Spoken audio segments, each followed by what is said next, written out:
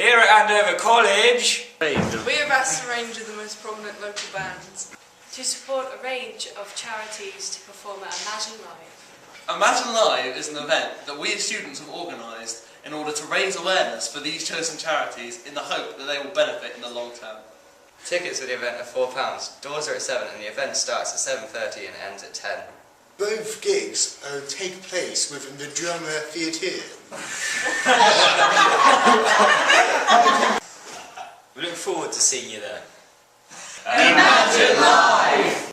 15th of February 2013!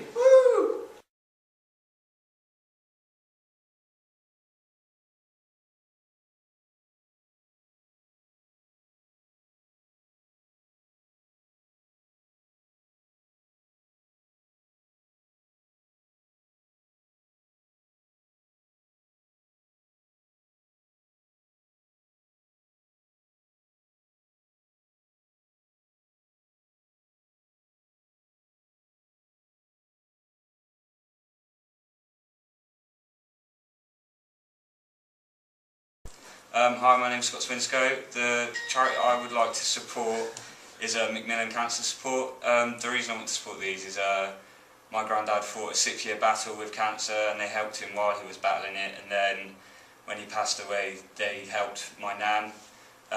They supported her throughout. They were really good when they were helping my granddad through. They always made sure he had a nurse, they always made sure he was going where they wanted him to go and stuff like that, and then they provide all the support that a family needs before and after cancer.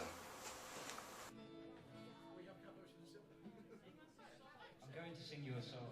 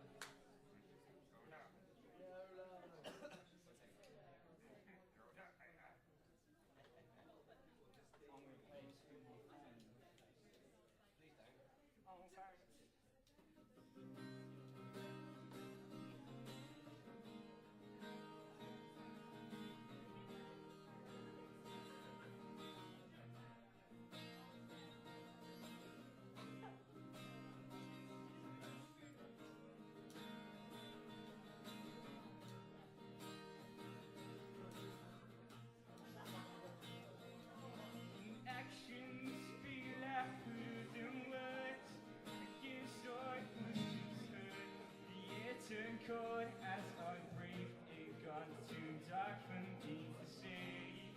My mind's filled with memories, playing songs everyone would sing. I'm not asking you to forgive me, but hear what I have to preach. I'm sorry for what I have done.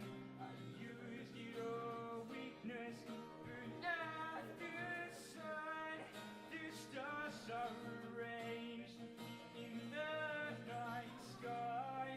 You have your reasons to leave. Here's my apologies.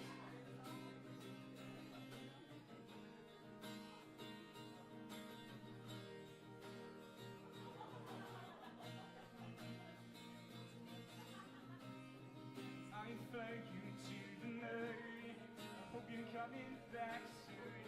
I had no reason to fight. You're my kryptonite. I'm thinking about the times we had all the way back when. And times were so much easier. Just phone calls between friends. I'm sorry for what I have done. I used your weakness, but now the sun,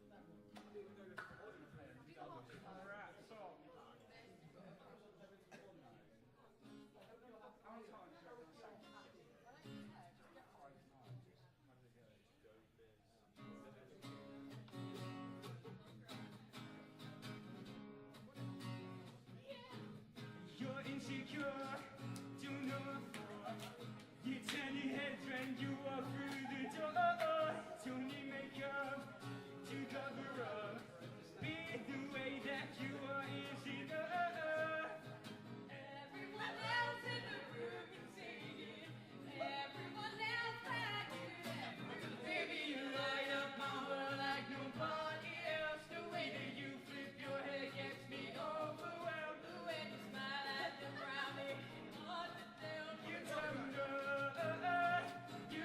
you're beautiful. So I can see you'd understand why I want you so desperately. Right now I'm looking at you, and I can't believe You don't know you're beautiful. That's what makes you beautiful. Don't cook him on, you got it wrong. To prove I'm right, I couldn't eat it so I don't know why you being shy. I turn away when I look in your eyes. everyone else in the room can see it. Everyone else but you. Baby, you light up my world like nobody else. The way that you flip your hair gets me overwhelmed. The way you smile at the crowd, and it's hard to tell. You don't know you're beautiful.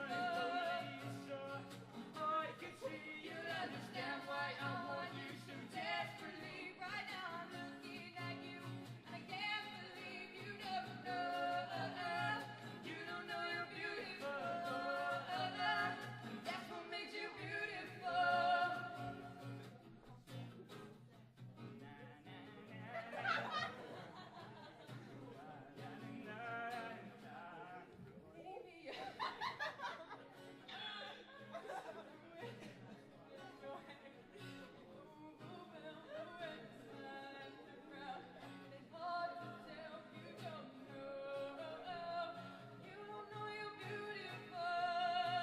Baby, you light up my world like nobody else. The way that you flip your hair gets me overwhelmed. The way you smile at the crowd, and it's hard to tell. You don't know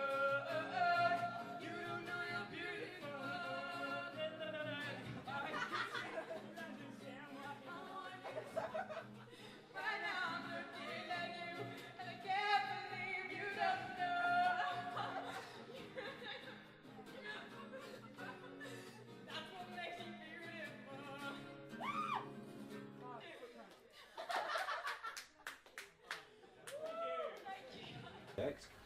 What team or teams were you in, and what roles were you assigned? When we first started organising it all, me and Greg were in the venues team. So we were looking at all the different venues, seeing what was available in the local area and all this stuff. And then we eventually got the drama theatre, so after that I was just kind of in between jobs. So I wasn't necessarily in a team, I was doing things that people assigned to me. So I got in touch with a radio station called WCR to see if I could get on the show, and they never got back to me, so that fell out. And then for the rest of it I was mainly just organising the afternoon. So I organised the set list, I organised the running orders, I got the acts that played and stuff like that. So that's what I did, and I performed. And you performed as well, yeah. That first role that you said about researching venues, what did that actually involve? Did you go to venues? Well, did you talk to people? What I did was I looked at different venues, so I had a look in the local area to see what was available, and then people offered to go for me, so I didn't have to. So I think it was Leo went to the leisure centre to see how much that would cost, and then obviously a group of people went over to the lights, and then we finally settled on the drama theatre. So all I really did was look at what was available and what spaces they had for the venue team. That's all I really did. Didn't really do much for that. Okay, what sort of conversations were had then about choosing the right venue? Was it down to the cost then that the decision was made? I think most of it was down to cost. We couldn't have the lights because someone else had booked it on the day we wanted it, from what I remember. So we couldn't have the lights for that reason. And the leisure centre was... The leisure centre, the hall that we looked at, you could either have it split in half, we could have the whole hall. And I think it was quite expensive from what I remember, so that's why we didn't go with that. And the drama theatre, it is in college, so we didn't really have to pay for it. Yeah.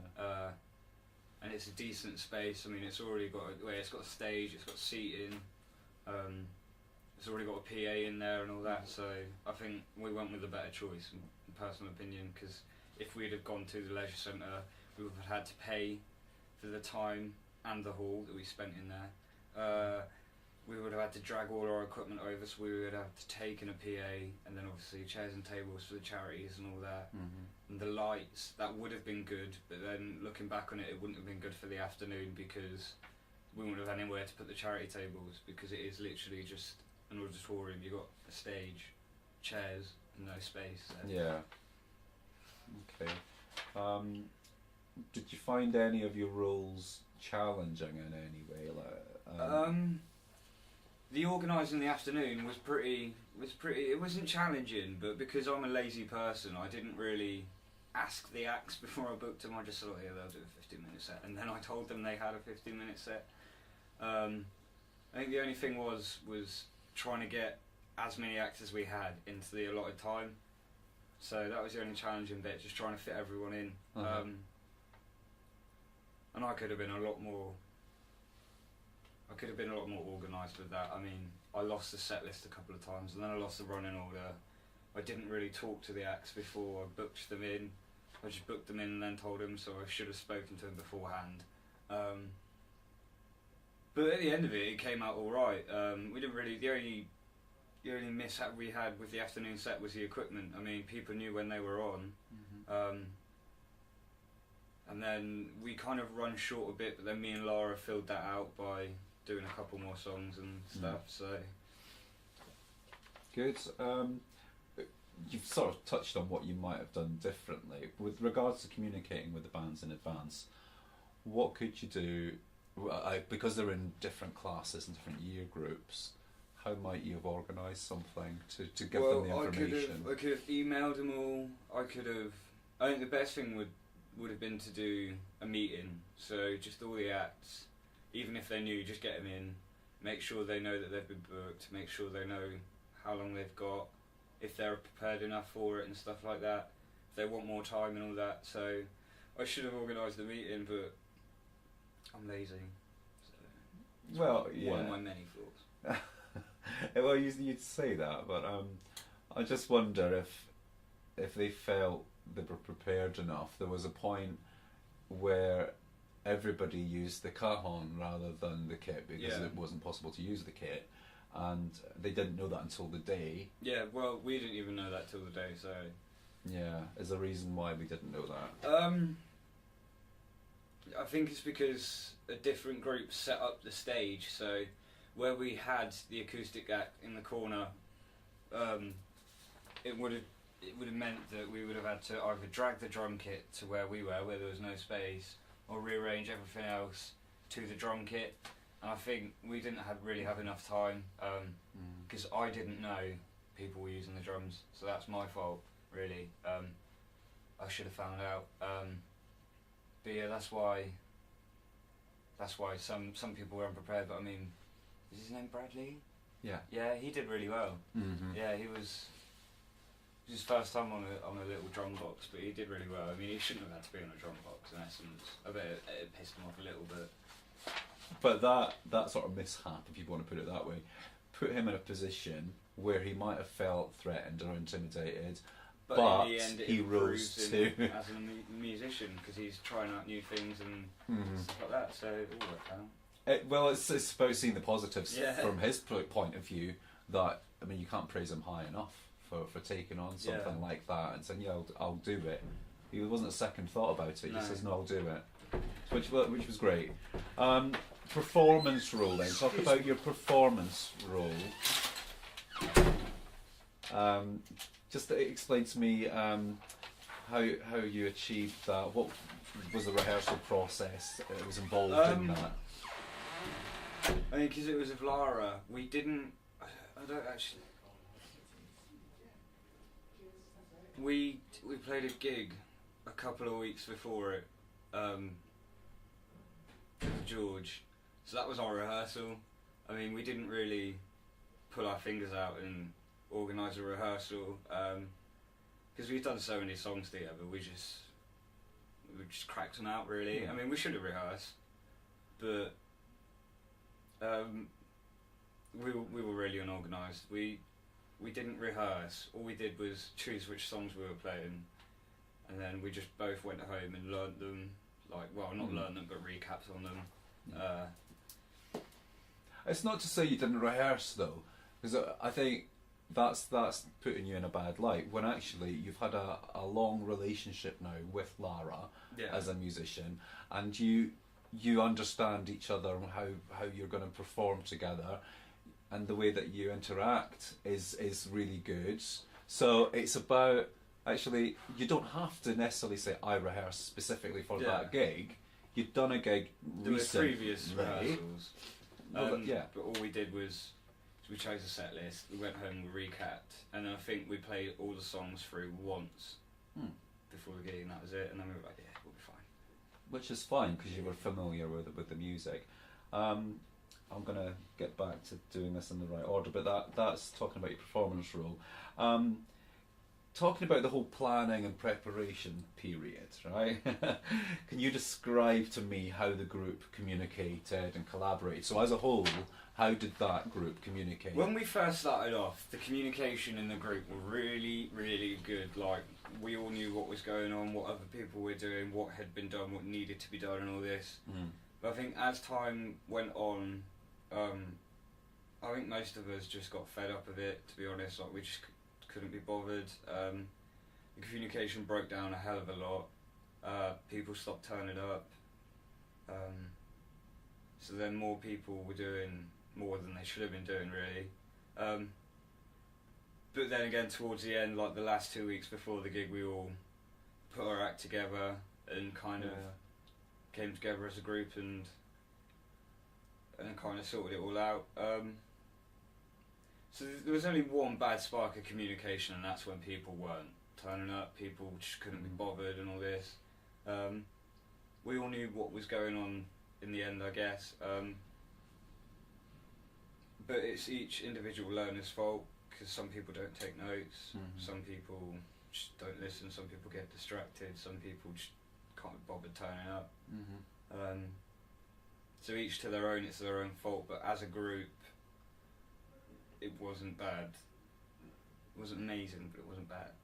Yeah, because you're just highlighting there, you're relying on individuals to all play their part. Yeah. And if there's any kind of weak link where somebody hasn't remembered that we talked about that the week before, or they weren't here Then the rest breaks down around it.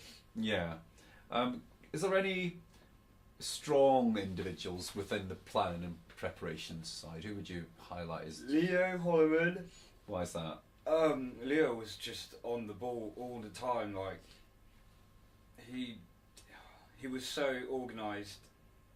When he was in, he was organised, and he pulled the group together. He was like, "You do this, you do this, you do this. I'll do this, you do that, and all this." So, and he did his stuff, and then when he finished that, he'd go help other people do their stuff as well. So he was really good. Amy Nash, she was so organised. It's unreal. I mean, she was in charge of the charities. She was always talking to charities, getting them booked and all this. She was talking to the premises manager. She was getting the drama theatre sorted and all this. And then I don't actually think she even missed one lesson either. No. So she was probably the strongest member of the group. When it came to doing the posters, Leah was really good. She was offering help to others and all this. And then if someone didn't, so she'd miss someone out on a poster, she went back and did it. She was giving other people hints on what to do and all this. An interview then. 5 minutes. Okay, sorry. Yeah, speaking of the devil, she was really good with the posters, and I can't really. I wanted to say Greg, but I didn't know what Greg was doing because he's really to himself, isn't he? I'm pretty sure when he got assigned a job, he did it straight away. So Greg was good. He didn't miss a lesson either. Yeah. At the start, Laura was really strong. She was good at the organising and stuff like that. Matt Pospisil was always taking notes, which I noticed. I want to say that there was the only people that were really strong were Amy and Leo, but everyone stood out on their own on certain bits. So Leo was a leader, so he needed to stand out. He was a team leader. Yeah. And Amy's just always been organised, so I think it was really good having them being that strong, because we wouldn't have done it without them. But like I say, each individual person did their own thing that was strong and outstood above other people's things and Okay. stuff. So. But those two in particular stood out. What about on the day of the festival? What was the communication, first of all, like? How do people work together? Was that good? The bit that I was doing, so the performers, and obviously because I was organising the performers, I had to liaise with the tech team. Leo was the tech team for the afternoon. He did all the tech. I obviously helped him with it. Leo was really good. He was making sure that the mics were all working and all this. He was fiddling about and putting reverb on and sorting out the mics when we had problems with them. And while he was when he wasn't doing that, he was helping organise the evening. I sound big-headed, but myself, was in organising the actual acts. I think I was quite strong. I made sure people knew they were on. I'd go and get them when they were due on and all this. And then, if someone run out of time, I'd talk to the person. Oh yeah, can you fill out the time slot? Blah, blah, blah. So, yeah, Leo was really strong. I was strong. Seaborn helped both me and Leo. He was in between. So Seaborn helped me, but because I was doing my own thing, it was such, I had to concentrate a lot to make sure things were working. I didn't really notice anyone else. Yeah. I just really noticed the people that were working with me, and they were quite strong. The tea ladies, they were good. They were very good. Okay, that's fine. Last thing, just look at the criteria below, and if you were to circle one for P5, M5 or D5, which one would you circle and why would you circle that?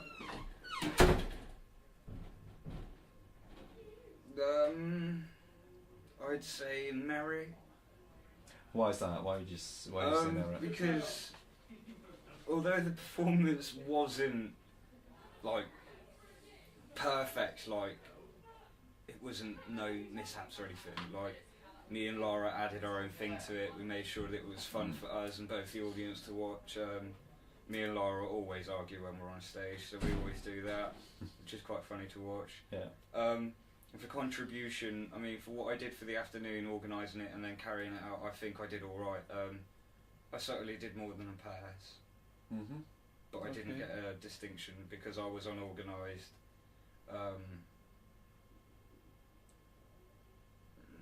Yeah, I was unorganised, and you can't artistic flair. It's just me and Laura don't intend to do that. We don't go, oh yeah, let's go for some artistic flair. It's just something we do naturally. So.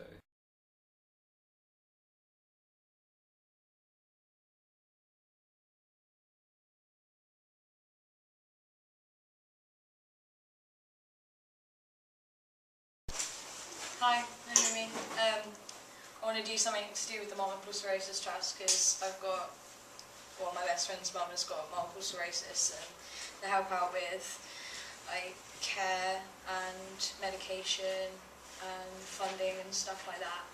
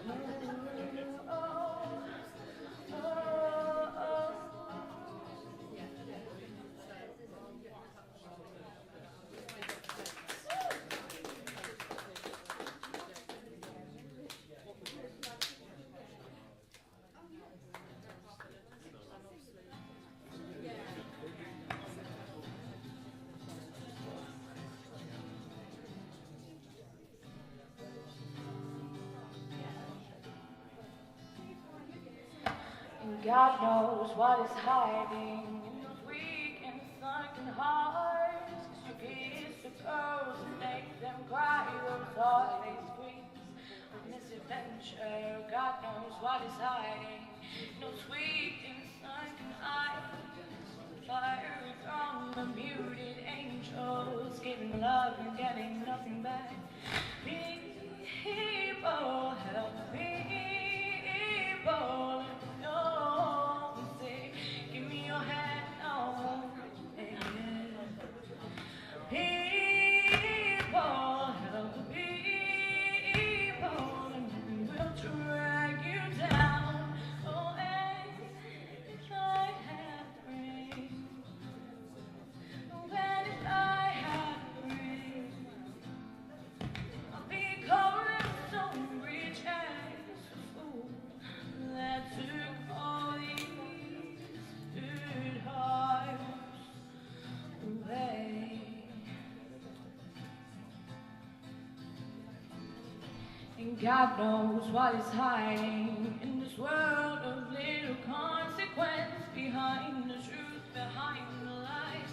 1,000 slowly dying sunsets. God knows what is hiding in those weak and sunken hearts. Cast a loneliness game knocking. No one wants to be alone. Save me, people, help me, people, and you're safe. Give me your hand and hold it. People, help me, people, and nothing will drag you down. Oh, and if I had rain, oh, and if I had rain, I'd be cold and stone rich as the fool that took all these good hearts away.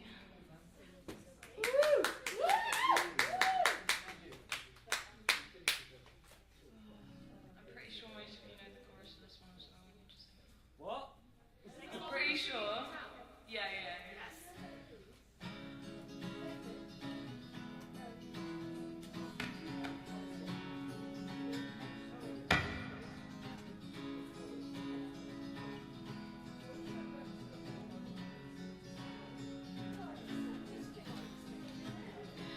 You know I'm not one to break promises. I don't wanna hurt you, but I need to breathe. And at the end of it all, you're still my best friend. But there's something inside that I need to release. Which way is right? Which way is wrong? How do I say that I need to move on? You know we're heading separate ways.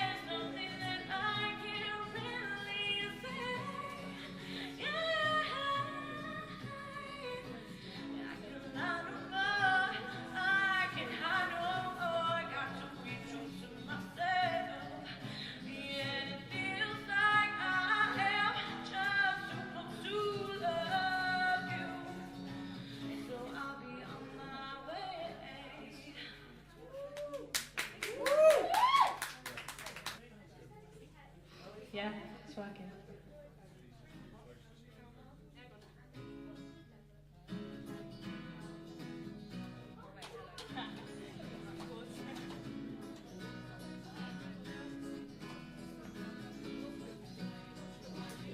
Yellow diamonds in the light, and we're standing side by side as your shadow crosses mine.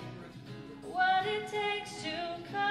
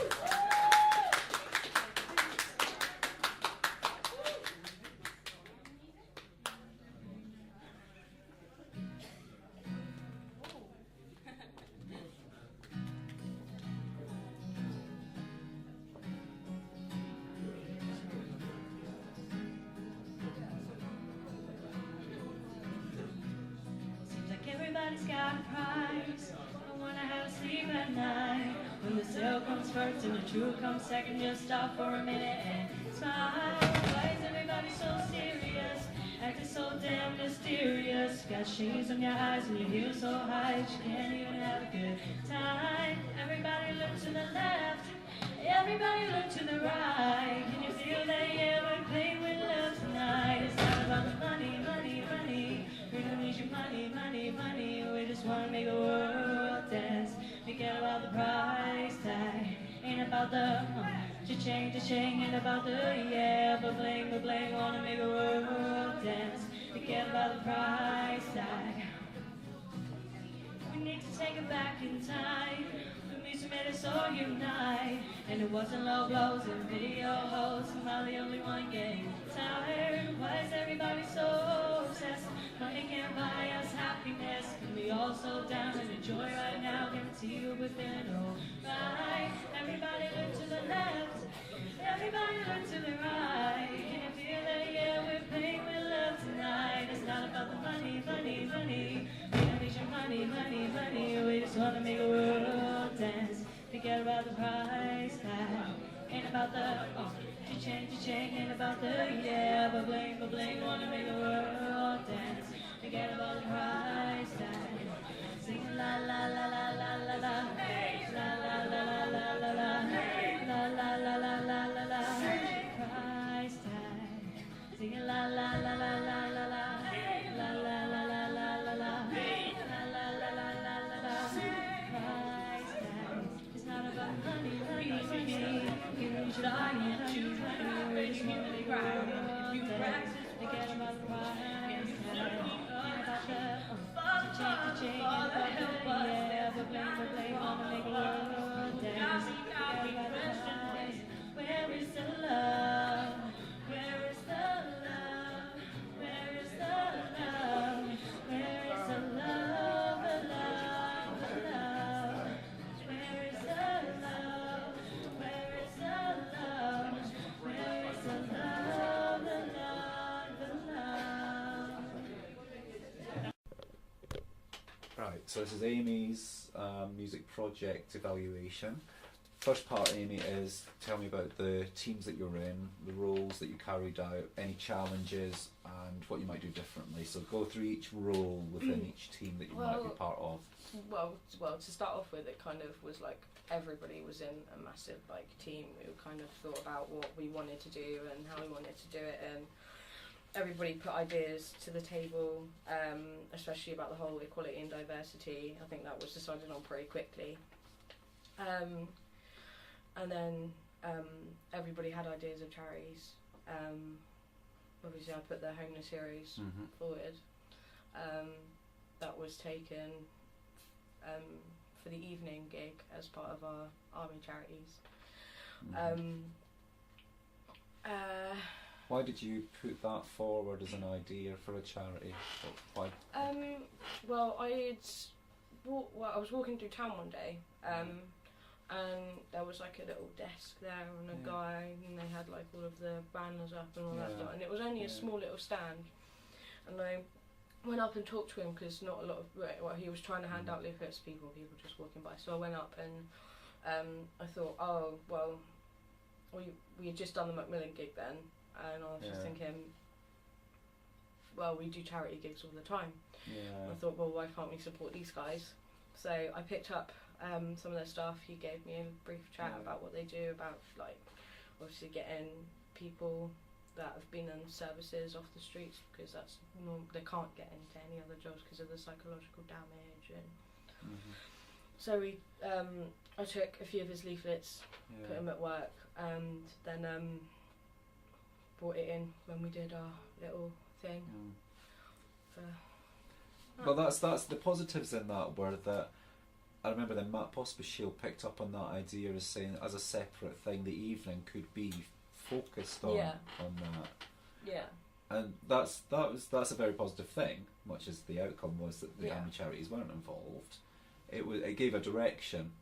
So it might have been you as a starting point suggesting that one charity pushed it in a certain direction. Well, I think everybody decided that they wanted an army charity themed evening, but when it came, we had loads of charities, but I really wanted to push this one, and I did. So it got like everybody was like really keen on it and all that lot, which was really nice because I was just like, if you don't pick this one, I'm just gonna walk out.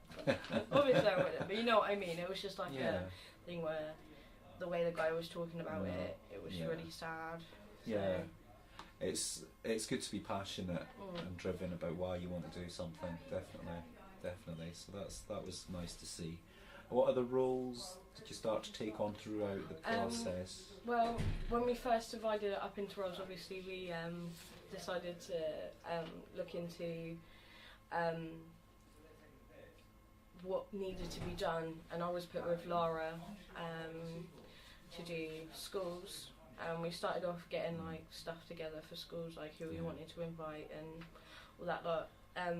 It quickly got dropped because Lara had to do the whole thing, and I kind of fell back to do charity stuff with Amy. Right. So what do you mean it kind of got dropped because Lara had to do the whole thing? Well, Lara started. She was one of the main role people, and she was like one of the main organisers, and everybody was coming to her with things to do and what they thought needed to be done. There was a lot of discussion on where we wanted it, like the venue and all that lot that needed to be sorted out. A lot of really important things, and I think it just got pushed to one side to do for later, which then Keith tried to take on, but it was a bit too late by then. I think if we had organised a venue a lot sooner, that we could have turned around to them and said, look, it's here on this date, we're doing this. But it was kind of like we dragged on so long about the venue.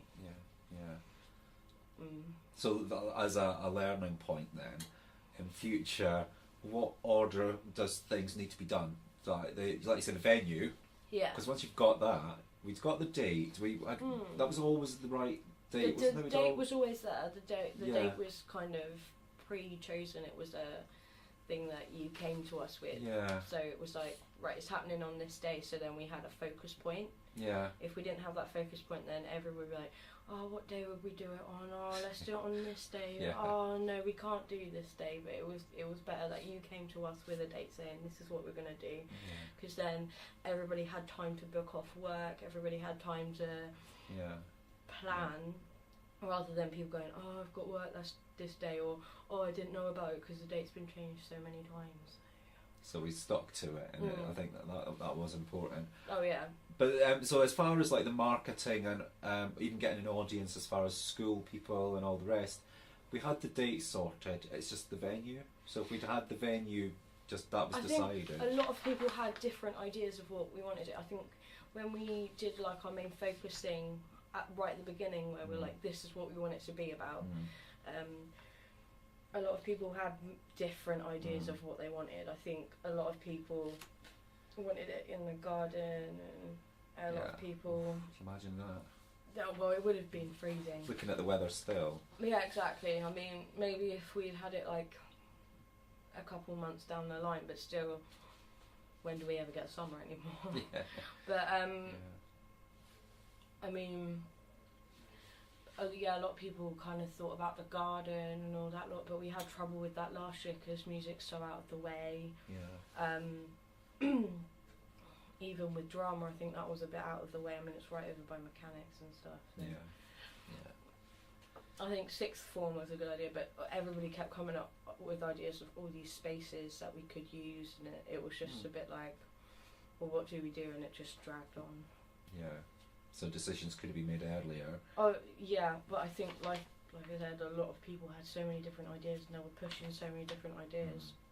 And then when we finally decided it, it was like, right, now we have to market this right now. So there were a few flaws then in the things that not being decided early enough, so that the marketing could be clearer. Describe for me then, throughout the planning and preparation, you've said quite a bit already about it, but what was the communication like? Were people collaborating, and supporting, or who were the strongest people that you would point out? The strongest, well, no, without a doubt, it would have been Amy Nash. Why did you say that? She organised everything, like even like all of the things that we kind of took as not pointless but kind of pushed to the side. She did all of them, everything. Yeah. Like it would be like, what needs doing, and it would be like, all this, and then people do the things that they wanted to do, and Amy would take up all the rest, and she did. Yeah. And she did a really good job of it as well. Another person would be Leo, because, well, he's just a natural leader. He pushes people in the right direction. But I think, in the end, like I said with Amy Nash, I think everybody saw all the work she was doing and was just like, we should have helped her. Yeah. When you look back on that, I suppose there are those that can say, well, comparatively, if we were to weigh it percentage-wise on the amount of work that was done, who did that bigger percentage of different tasks? Yeah. And that's great that she's done that. It's good that you acknowledge, you can point her out as being strong. Oh yeah. I mean, so that's not in any doubt at all. Leo, what would you say about, in all the time you've known Leo, and I asked him this, do you find that throughout this process his communication has been better and more considerate of the different people within the group than maybe when he first began? Do you see a personal development in him in any way? I think it, in the beginning, like the communication was really good, everybody was really hyped up for it, and then it kind of lost its way a bit. And then at the end he got everyone back together. It was him that drove everyone. So I mean, not saying that he didn't do anything through the middle, it was just like near the end, I think he was just like, we need to do something, we need to push this. No. He was within that dip that a lot of people went through. He was within that, but he kind of pulled through it and came back again strong and and committed. he pulled a lot of people out of it as well. Yeah. That's it was nice to see that, actually. And then moving on on the actual day, what was the communication like with the sort of different teams that were going on? I think they were alright on the day for the fact of that everybody was in the same room or in the same area. One thing that during the day was annoying for me was times that performers were meant to be on. Like it would like go through like this little break of it obviously wasn't meant to be there, but it was just like, oh, who's next then? And then somebody would be running to the other side being like, who's next, what's going on? And then I would just be like, oh, I don't know. And then somebody would come up and be like, oh, I know, you're meant to be on next. And you're like, well, thanks for telling me. Why did that happen, do you think? I don't think people were well informed of the set list, and I think there needed to be it needs to be stuck somewhere so people could go, right, I'm on at that time, and if I'm not on at that time, I'm after these guys. Yeah.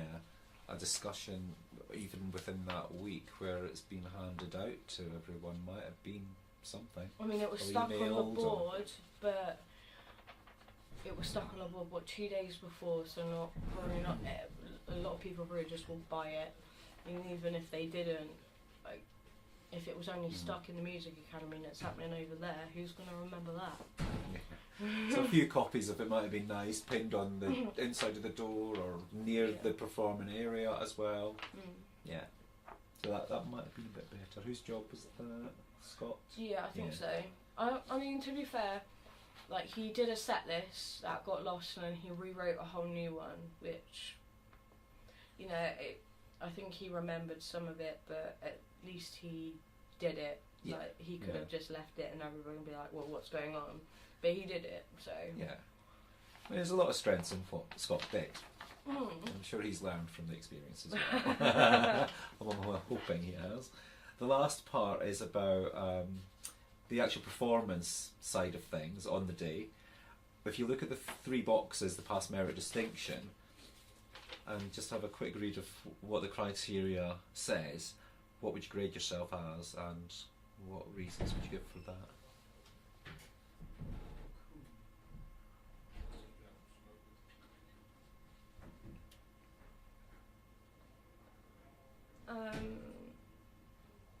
I don't know. I mean, to be fair, when I went up there, I just did what I normally did and did what me and Amy normally do. Yeah. I think annoying for me and Amy is that every time we go to perform, our audience just goes. Every time. Oh. Yeah, What like does that say? Freshers Fair first year, Oh. they decided to cut the roof off of a car, so everybody went to go see that. It's telling you something. The last last year's MMP, nobody turned up. Well, so that was for everything. This one, not many people turned up. The Freshers Fair this year, I think they were doing something spectacular, like there was a wall climbing thing that everybody was attracted to. Never mind the audience though, but you as a performer, how do you feel the two of you performed? You performed solo stuff as well, didn't you, in the afternoon? Yeah. So how would you grade that as a I performance? don't know, probably a merit. Right, okay, so you would say it was competent. Yeah, it was, well... And it was confident, yeah. your performance, you were confident. What about looking at the distinction criteria? Is there not elements there of interpretation, musical interpretation, lyrical interpretation? Well, obviously, it's not going to be exactly the same as the original. There you are then, yeah. Obviously from the fact of instruments. Yeah. Also, like, played differently. Like, instead of just, like, normally, I only play chords, but, like, picking and all that lot, so it was a bit different. Yeah. Yeah, and then mine and Amy's harmonies. So there's interpretation there, artistic flair. Yeah. Is it hard to grade yourself as a distinction and come out and say that? Or do you seriously think, well? I don't want to like turn around and be like, I deserve a distinction and all that lot, because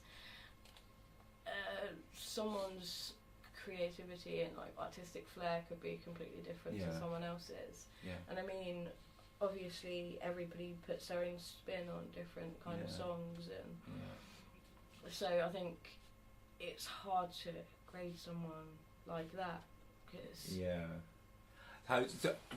that's my job to do, isn't it? So it's good to ask you personally what you think. So if this is hard then, this is hard. If you were to grade Amy Nash in terms of your performance, how would you grade her? And why? Just out of curiosity. Well, I'd probably grade her as a distinction because, well, she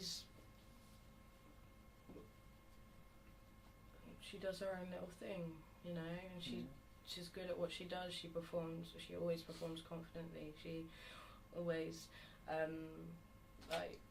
brings herself into it. So there's always her in her performance. Yeah. So. Well, there you are. Be interested. I'll ask her.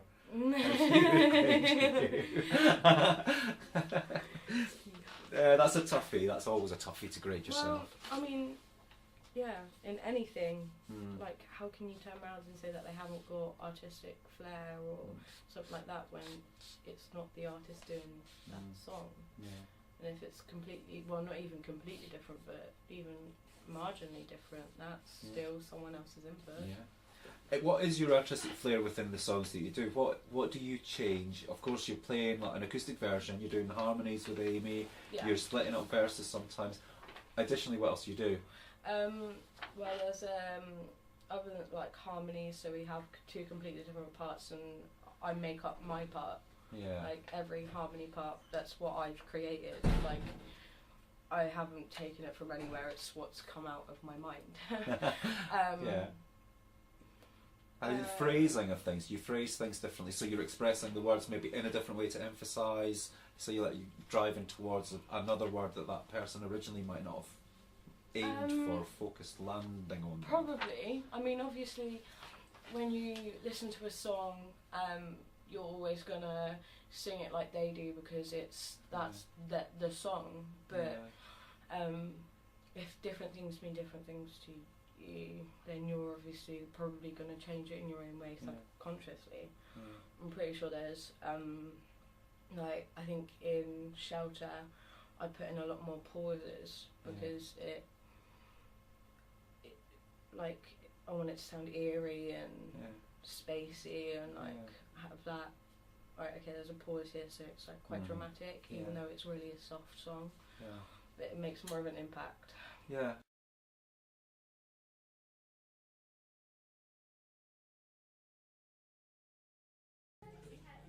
Yeah, it's working.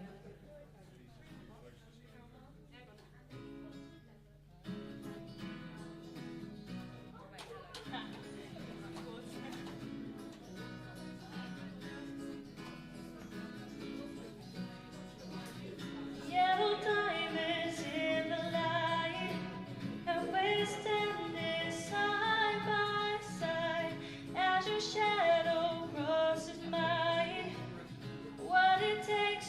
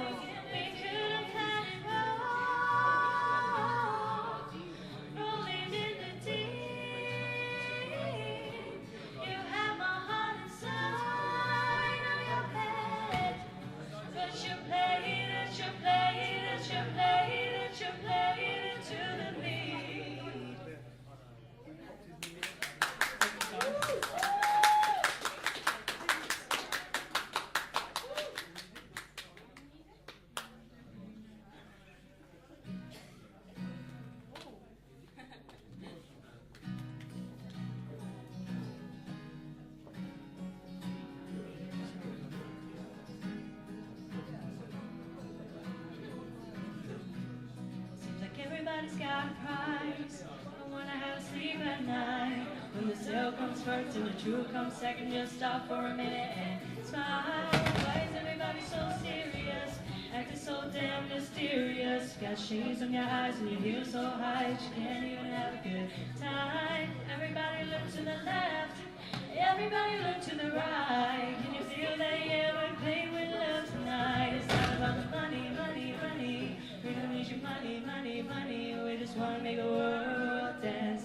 Forget about the price tag. Ain't about the cha-ching, ain't about the yeah, but bling, wanna make a world dance. Forget about the price tag. We need to take it back in time. The music made us all unite. And it wasn't low blows and video hosts. Am I the only one getting tired? Why is everybody so obsessed? Money can't buy us happiness. Can we all slow down and enjoy right now? Guarantee you within alright. Everybody look to the left.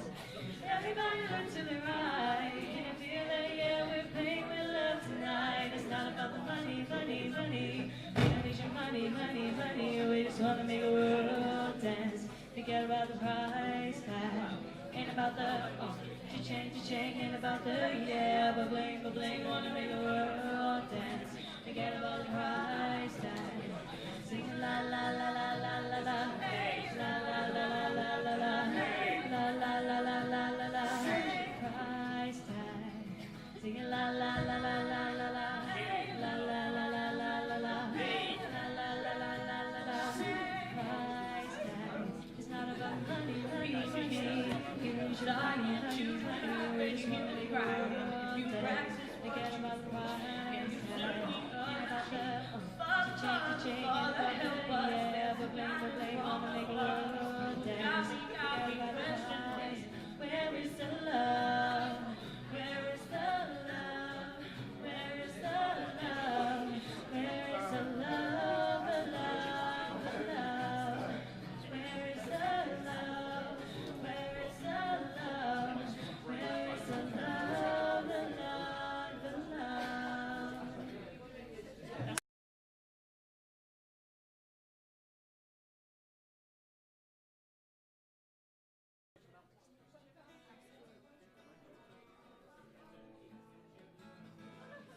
Hello.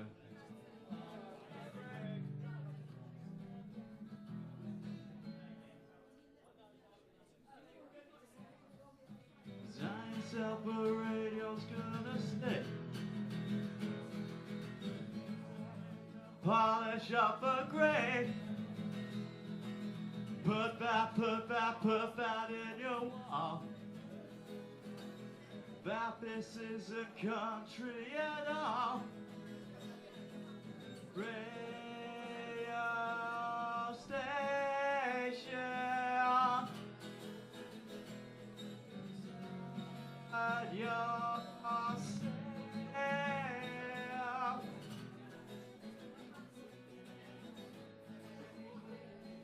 The word. You're just reading a substance. Put that.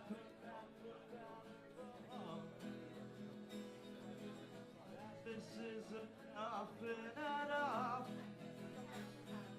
Straight off the boat.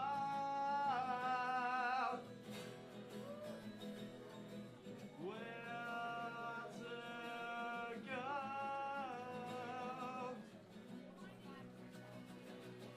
Calling on transit, calling on Radio Free Europe, Radio Free Europe, country in the world.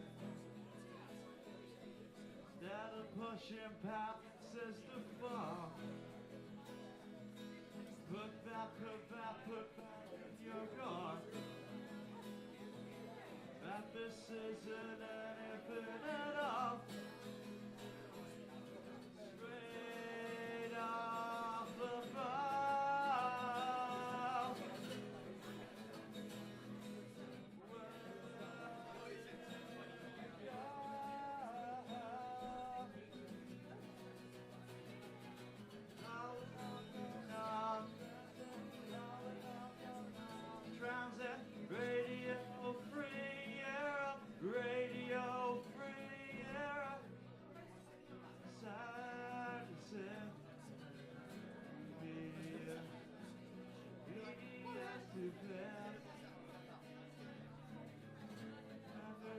tree of the world.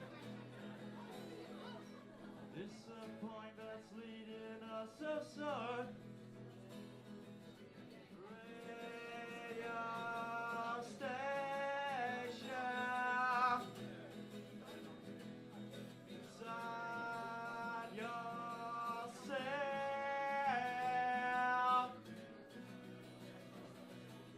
Calling on transit, calling on transit, radio free, yeah, radio free, yeah, calling on transit, calling on transit, radio free, yeah, radio free, yeah.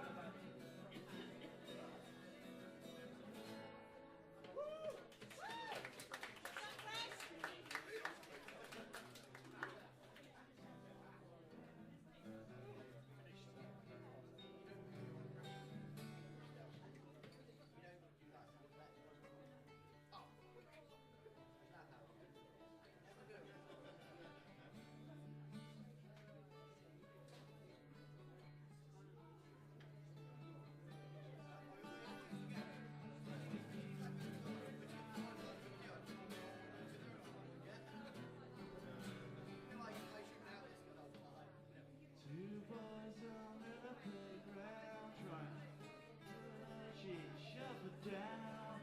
See the crowd gather round, nothing now like a crowd, like gold in a white light. Would you fill up the tank? Let's go for a ride. I don't care about no wheelchair. I got so much left to do with my life. Moving backwards through time, never mind. Besides yours, besides mine, bro. You ain't my kind. Black gold in a white light. Would you fill up the tank? Let's go for a ride. Sure would like to feel some pride, but this place makes me feel so down inside. You can't go tonight.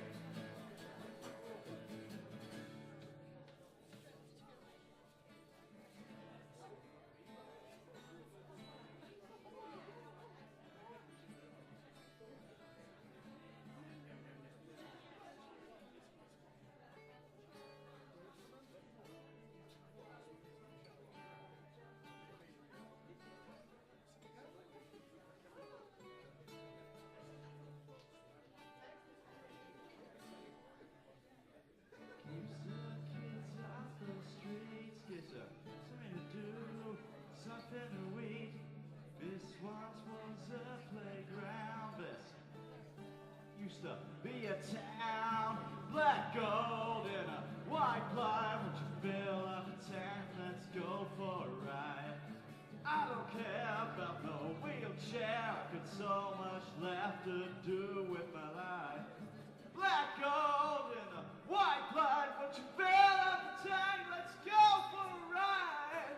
I don't care about no wheelchair. I got so much left to do with my life.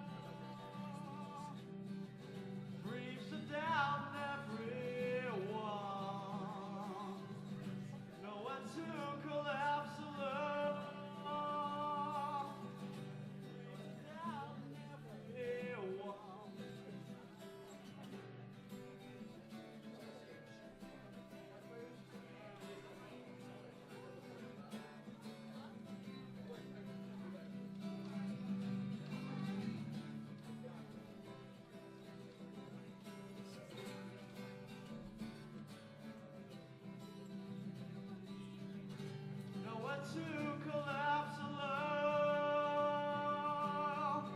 brings down everyone.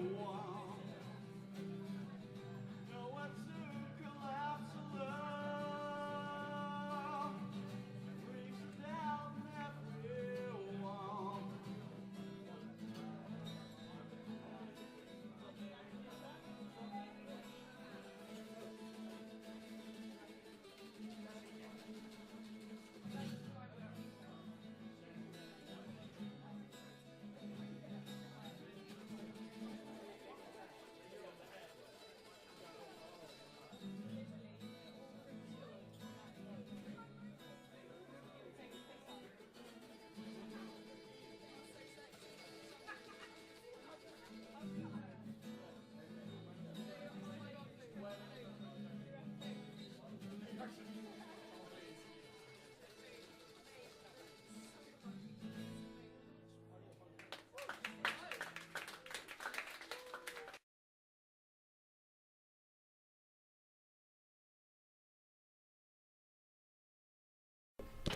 Okay.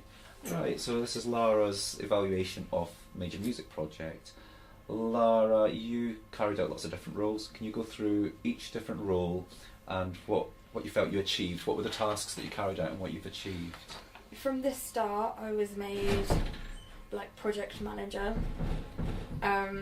Basically, that role included organising everyone, making sure that they were put into the teams like marketing and venues, etc., and making sure that they all knew what they were doing. I also looked at the venues for the event, and I was liaising with charities on the day and charity shops in Andover before the event. With being a team leader, from the start it was really good because we did, a lot of us had a lot of enthusiasm about it, but then as we got through it kind of died down, and I think we needed to keep that enthusiasm throughout the whole thing. But obviously if you're doing it every week, you're obviously going to get not bored of it, but it's a bit, you know what I mean, like samey. Yeah. I think that with the 3 team leaders or project managers, it was really good because if anyone needed help, then they could have gone to me, Matt or Leo. However, I do think that there was a lack of communication between each of the teams and us as project managers as well. Yeah. Because if Leo got told something, like with the whole band situation, Leo was meant to get in contact with them, and I had one of the band members come up to me in town and ask me what was going on when Leo had previously told me that they'd already confirmed, etc. So I think that we should have communicated more as a whole group and as the project managers as well. Okay. That's kind of an interesting overview, and I can see what you're saying with that. I totally hear what you're saying there. Individually though, talk about these tasks then. So as a team leader, communicating with the whole group, how did you find that as a task to do? Did you find that as something easy for you? I quite enjoy it, and I do find it easy, but I do get up and sing at people, and I'm quite passionate about everything. So it is it's easy to get your point across as well, because you do have to be just really direct and get straight to the point. There's no point in faffing around, because it's just pointless. It was really good especially when I was up at the board and delegating people jobs to do, and it's nice when you do that and people actually listen. But as time went by, I think the emphasis in our roles, not just me but all of the what they're called, project managers, kind of lost emphasis a tiny bit. But I think we still did well, but there was a lot of things we could have done better, like I said before, like the communication, and just generally making sure that we knew what everyone was doing as well, because even if I was giving people roles or one of the other project managers was giving people roles, we needed to make sure that they actually knew what they were doing, and that each of the project managers knew what they were doing and what they were meant to be doing to get things done. And I think by the end of it, there was a lot of people that were like, yeah, I'm going to get into contact with this charity and bring it in every and say they were going to get into contact with them each week. So they were saying they were doing the same task, but it was every Over and week over it was the again, same task, so there was no progress. There was with some. no, not at all. What would have helped that? With you did delegate, and there were 3 project managers. Could you have overseen separate teams? And I think what should have happened was there was 3 project managers. That's more than enough for the group of people that were involved in this event. There was only 12 students about that, wasn't there? 12, 15, something like that. Not very many. I do think that we should have assigned like a project manager to a group of people that were doing similar roles. So like promoting it, talking to charities and talking to the bands. Yeah. One project manager for each of them. But again, if the communication breakdown was breaking down when there was no separate groups, what would it have been like if we were all properly separated? I mean, I think it would have worked, but I think the communication is more key than separating the groups up, because if you don't have communication then no one knows what they're doing and it just all goes out the window, to be honest. Yeah. Would it have helped to have meetings just with the 3 managers? Yeah, definitely. I think that me, Leah and Matt should have met up with, like, I think that the people that weren't the project managers should have come back to us and said, look, this is what we've done last week, this is what we're going to do this week.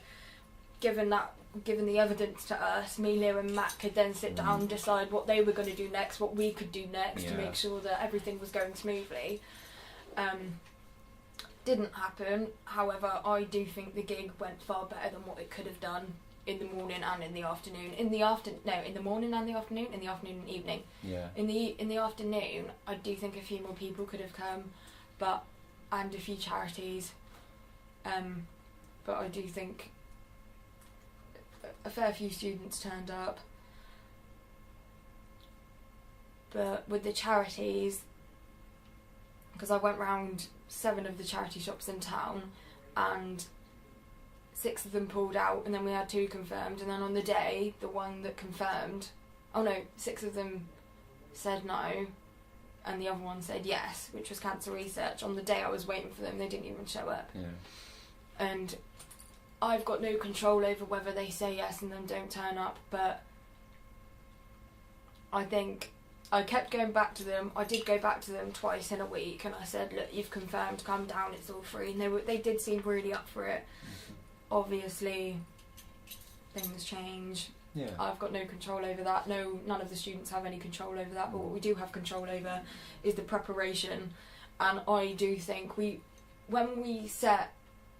the beginning when we said that we only wanted 10 charities, I think that's just straight away, that just limited us, because I think we should have invited far more than 10 charities, because we only wanted 10, that's all that we were inviting, or we invited 15 just to make sure. Even then, if everyone came up with 5 charities, that's like near enough 50, 60 charities that could have possibly turned up, and that's just them hearing about it. Fair enough, we wouldn't have wanted 60 of them to turn up in that tiny little space, but it would have been decent amount of backup, and at least, even if they said yes, we could have just given them a stall and had leaflets about them there, as opposed to having the 2 charities turn up that did. Yeah. No, I think you're right. I think you've got to fish in the pond and see what comes out of What's it, and available, not limit. Don't start with small expectations. I think that was the problem, because everyone was saying like we should get 10 because of the space that we were looking at. Yeah. I think it was good to have the expectations of having 10 charities, but the limitations of having 10, because as soon as we said 10, we were only inviting 15 charities, and that's so limited. I mean, how many turned up? 2? Yeah, this is the thing, isn't it? But then it's the first time that your group have organised an event like that. If you were to do it again, then you would say invite a whole lot more. I would say just get it out there. I mean, the promotion side of it was, I tried getting it on the radio, but the guy that I knew had actually moved to London, and I didn't know that. Called up my friend Hannah, got all the numbers, tried to sort it. Again, it all fell through. what I would do differently though is just make sure everyone communicated and not try and limit people, because I know at the start when I was going around advertising it to charities, there was a few people that were a bit nervous about talking to strangers and saying, this is our event, we're doing this, and I think people needed to know what their strengths were so they could assign themselves proper tasks that they knew they were going to get done to a high standard. Fair enough, we had a few people that thought they could do some tasks that they set themselves, but again it fell through. I just think next time we now know, because of this, what we're all good at and what we're all not so good at, and I think if we did another one it would actually go really well. And we because we've learnt from this, it's not as if it went terribly. People turned up, we raised a bit of money. Any money's money at the end of the day, but I do think next time communication needs to be better, the promotion needs to be better, and just generally keeping the enthusiasm about it alive. Because at the start, I mean, you know, we were all pretty doing stuff, talking to people about it, and then everyone just kind of got fed up about it because they thought it would all be done and dusted like that. And I don't think people realised not how hard it was going to be, but how long it would take to organise something like this. Do you think it could have been organised quicker, and if it had been done by the Christmas break, we wouldn't have had that dip then, the January dip in energy? I think if it was done like, this is the venue, these are the charities, they've confirmed, this is what we're doing, this is when it is, this is why it's happening, like bish bash bosh bang, it would have been a lot simpler than having to drag it out for months and months. Because I mean, at the end of the day, if we were all doing what we said that we were going to do and what we've been assigned to do and what we'd assigned ourselves to do, it could have been done in like a month, to be honest. For the size of team you had. It could have been done a lot shorter, and I do think we actually probably gave ourselves too much time, because that, I think a lot of the students' mentality was, we've got months to do it, let's just bum around and do nothing. Whereas if it had been a shorter amount of time, it would have been like, oh my god, it's in a month, we need to do this now, we need to get this sorted now, do it now. I know, like the last 2 weeks leading up to it, everyone when we had that, it's soon. Everyone suddenly was like, oh my god, And but, you know, it's a learning curve, isn't it? It is, isn't it? It is. Okay, so you've talked a lot then about the planning and all the communication during that stage.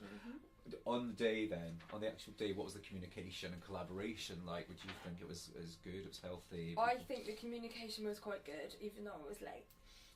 Because when I turned up, I did say, me and Amy are going to meet the people.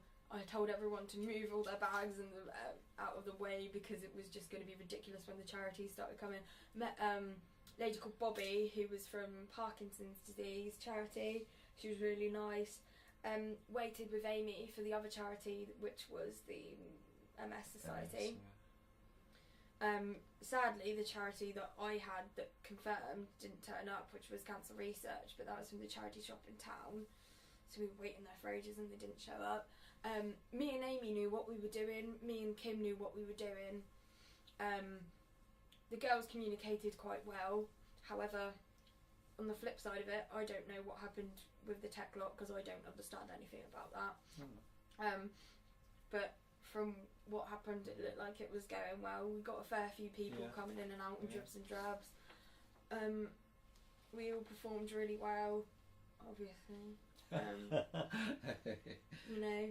But I do think on the day, at the beginning of it, it did seem quite scatty. Like, I think it could have been, with the setting up and stuff, even though I don't know anything about it, so I shouldn't really be saying this, I think it could have been done like, these are your roles, do them by this time. Like, I thought, like, when the charity started coming, they got there at like 10:15, 10:30ish, and we were still setting up. Fair enough, it was all set up time, but I would have thought that we would have been done so that charities could get there and we could just focus on the charities, as opposed to having all of the group doing stuff with cables, Yeah. and me chatting to Bobby, asking her if she wanted coffee, Mm. which was that's another thing that was really awkward. I asked her if she wanted a cup of tea or coffee, and she was like, "Yeah, I'll have a cup of coffee, please." I was like, "Okay then." So I went and asked him, and the big water things weren't there. Oh, weren't They didn't turn up on time, no, Right. and I thought they were meant to be there early as well because it was a setup. Yeah. So I think we all needed to work on our timings a bit more, like not as individuals and as a whole, because a lot of people had confusion about what time the daytime one started, what time the evening one started, what time people were getting there, and I thought from the start that we said that it was going to start at 7:30 and doors were going to be at 7. Turned out it started at 7:45 and doors were at 7:30. Yeah. And 7:45's a funny time to start something. There was a lot of you know, confusion about and times. Yeah. From the beginning as well, I genuinely thought we had all agreed that it was gonna doors 7, start at 7:30. Yeah. Clearly on the day, completely different. Yeah, and that has a huge impact. And I think, especially when I was going around the charity shops as well, because I was talking to the British Heart Foundation store in Andover, and I had a lady come up to me that was just in the shop, and she was like, "So what time does it actually start then?" And I was like, "Well, doors are at 7 and then it starts at 7:30.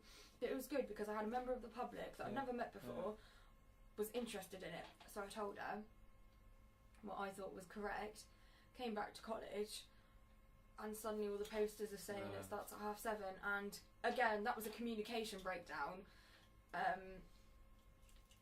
Unfortunately, it happens, but I think from the start, like I keep saying, at the beginning it was really good. Everyone knew what they were doing. Yeah. As it got further and further into it, because we had such a long time. Yeah. Now, how long did we have? 3-4 months, didn't we? Oh yeah, it started as soon as we were So- back, really, September. Yeah, a lot of time. Yeah. I just think people were just kind of like, "Oh, it's only an event. David will sort it out," but no.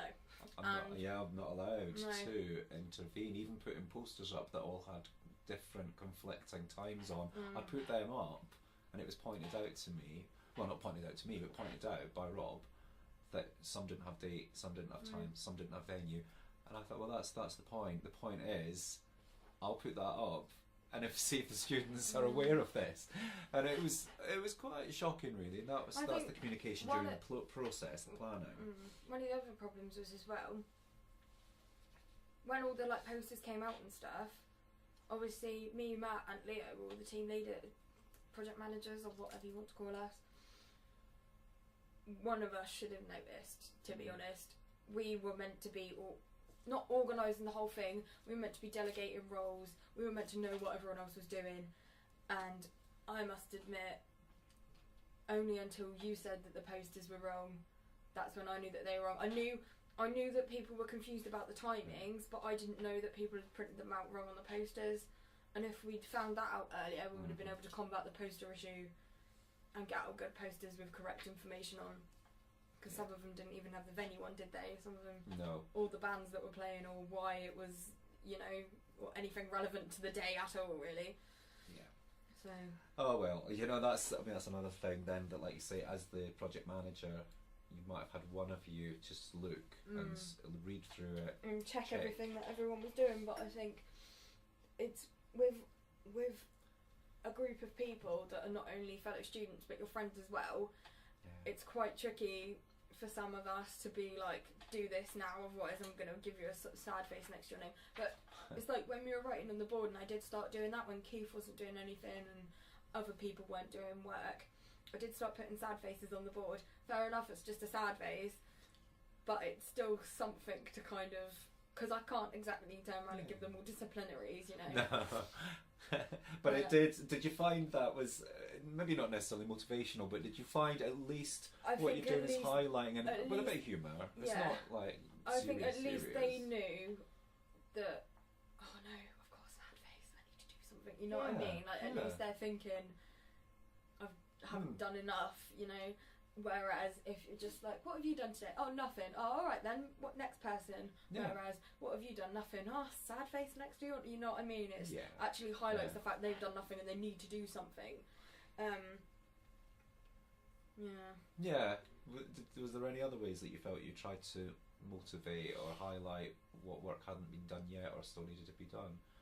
How did you set tasks, for example, like for the next week? You were doing action plans. We were doing the action plans at the beginning. We were given the like the minutes sheets that you gave us, and we all wrote everything down. By the end of it, they somehow fizzled out as well. We weren't getting them. But I do think that because you had so much input from the start, when you kind of stepped back and let us take over, we were kind of like, oh my god, where's David gone? What are we doing? What's going on? You know. It's kind of like we were thrown out into the big wide world and didn't know what was going on. But then again, that's like our fault really. We should have known it was all of us should have known it was our event. We were meant to be doing the work. We shouldn't have been involving you from the start half as much as what you were involved. Everyone should have looked at it. This is an event for charity. We get to perform. We're performing. I like doing music. I'm doing music. Let's actually be passionate about this. But a lot of people just thought it was just another gig. Yeah. You know? People don't see the bigger picture necessarily, do they? And my involvement at the start, I think, was only important as far as if you hadn't, as that team, organised something. You've organised other things yourselves, but because as our team, you needed certain strategies, maybe certain pointers of like the sad face thing. I don't think I started the sad face, but I did put up like the mind map of who's done what. Yeah, and I completely agree with you, but I think when you're working with people that you haven't necessarily worked with in a big group like this to do an event, it's very difficult. Even though you know people as your friends, it's very difficult to know what they are good and not so good at academically and in a way that's like advertising, promoting things, getting into contact with bands, making sure people know what they're doing. Yeah. And I think because of that, it did make it trickier to kind of go about how to communicate that across to your fellow students and friends.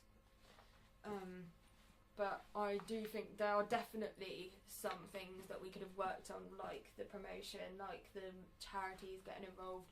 But I do think that by the end of it, we did kind of all pull together, and at least we got people there. Yeah, and put on a good show. And it was both fabulous. Parts of it. Yeah, and I think it could have gone a lot worse. But everything can go better. But I do think it could have gone better. But yeah, there's a lot of strengths in what happened on that day. I think there's a lot of strengths, and my opinion is that the communication was better because it was more immediate, that people had to communicate to get something done because it wasn't happening. I think that's when it seems to work best with the group. And that's why I think when everyone was stressing out because it was only like a week till it, that's when we all kind of stepped up, especially Leo. He was Leo and Amy, because Amy was getting into contact with all the charities, and Leo especially, he kept going around asking people, what are you doing, do you know what you're doing, you do this, I need you to do the tech in here, etc. And I think because we only had a week left, because everyone was panicking, everyone was listening to someone because they needed that guidance. And they needed to do something because none of them, at the end of it all, didn't want it all to fall through, to be honest. No, exactly. Just looking at the last section then, there's the 3 boxes with past merit distinction. This is with regards to the performance side of things on the actual day. How would you grade yourself as past merit distinction? And can you explain why that would be the case? Is this just the performing? Yeah, just thinking about your performance on the actual day. I would probably give myself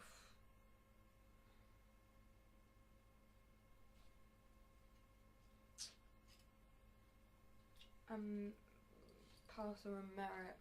Why just a pass or a merit? Because I don't personally think that me and Scott took it seriously enough. Right. I think that we did pick songs like What Makes You Beautiful that are quite happy and jolly, and they do mean stuff to people, and I think because of the charities that were there, we did kind of want to pick songs that were kind of motivating in a way, and we're happy. However, I do think that when we were performing it, we were giggling too much and we were not taking the performance seriously enough. But then again, on the flip side of it, it was a charity event. You are meant to make people feel happy about the charities, but be serious at the same time. And I think some of our songs were quite serious. Some of them had a really strong message. But I just think that because me and Scott were kind of not messing around, but we were having a laugh, and I do think, I mean, yeah, it's needed because it was quite a serious event, but in the same vein, I don't think it was needed because it was a serious event. No, totally. That's So, interesting. Do you know what I mean? Yeah, definitely. But the key words in the merit is competently and confidently. So you're confident, more than competent. The distinction, I don't know, my way of looking at it is all you said about that, you had a laugh with it and everything, and Scott's comment was that he didn't feel that he'd rehearsed much with you, but those songs that you've performed before, so prior to that you have had rehearsals on them, and there was interpretation in what you did. You interpreted the songs and you made them... We did change them, and we do, especially with the One Direction one, me and Scott do make that more me and Scott than any other song that we do, if that makes sense, because it's proper harmonies, and it sounds really weird, but that song is literally just us, like, all over. When we perform that, everyone loves it. So there's confidently is within distinction as well. Interpretation, you've taken songs and you've done them in an acoustic way with harmonies, and your interaction is very good. As the way your personalities are, you understand each other well. I think I've written that up on some other feedback, that you are what's the word?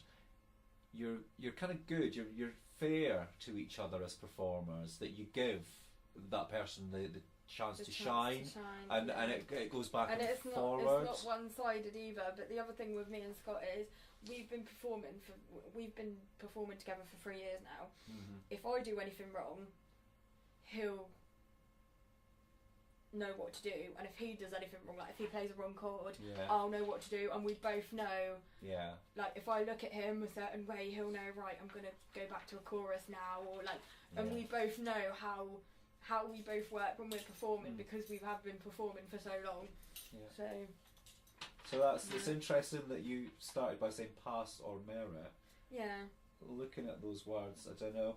I'm definitely not saying it was a pass, not just a pass. I mean, I'd say you've hit merit, and through this discussion, from my personal view of what I saw on the day and what's on the video, I do think it's.